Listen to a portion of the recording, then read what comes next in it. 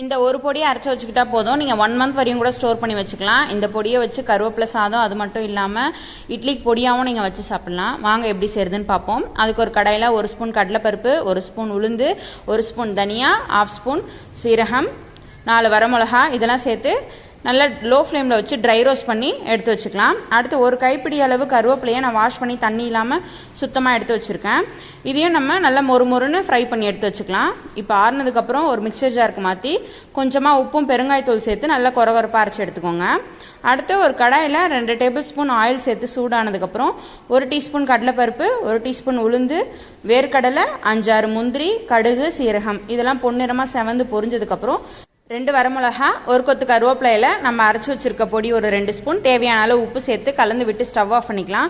இப்போ நம்ம வடிச்சு ஆற வச்சிருக்க சாதத்தை ஆட் பண்ணி நல்லா ஒரு டைம் மிக்ஸ் பண்ணி விட்டு இறக்குனா ஒரு சூப்பரான கருவேப்பிலை பொடி சாதம் ரெடி. வீடியோ பிடிச்சா லைக் பண்ணுங்க.